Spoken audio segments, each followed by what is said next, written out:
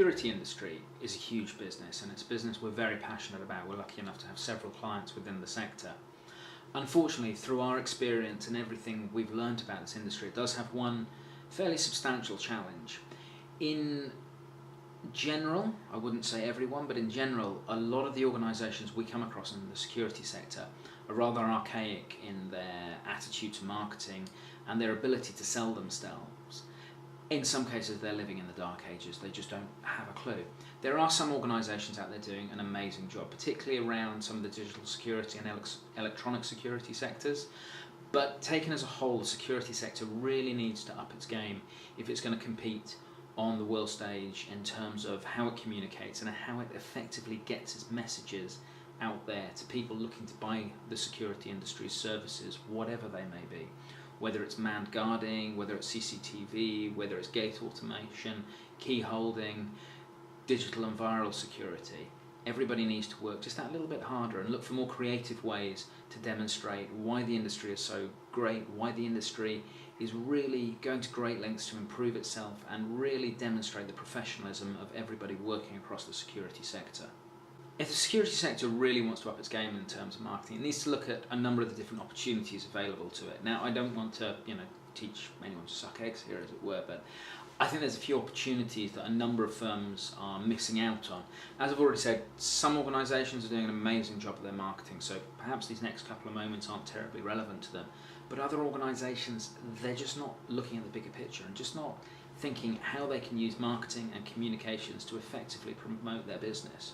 Obviously, it depends on the type of business they are and who they're trying to reach out to, what messages they're trying to get out there.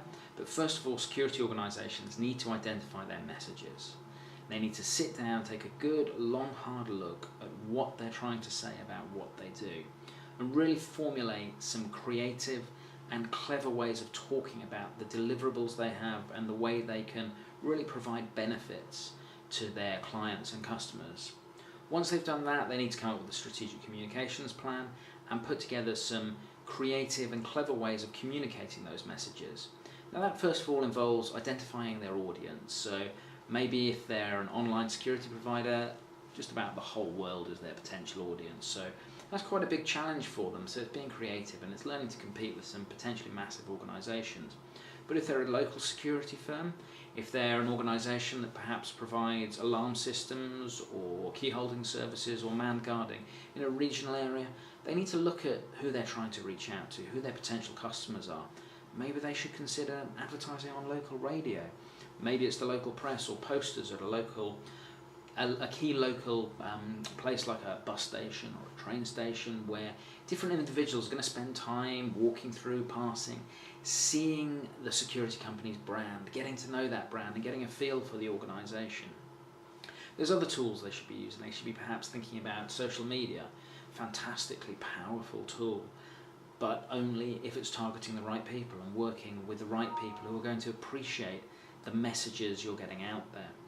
Aside from social media advertising, there's PR as well. There's pure press relations, getting stories, getting editorial in local newspapers, local publications, maybe even some of the national security press. There's some incredibly high quality publications out there in the security press, and it's up to the security industry as a whole to work really hard to promote itself better through those different tools so more people understand the benefits of security and why they should be thinking about security and how they can bring security into their homes and how they can bring more security into their businesses and use the industry more effectively to help themselves.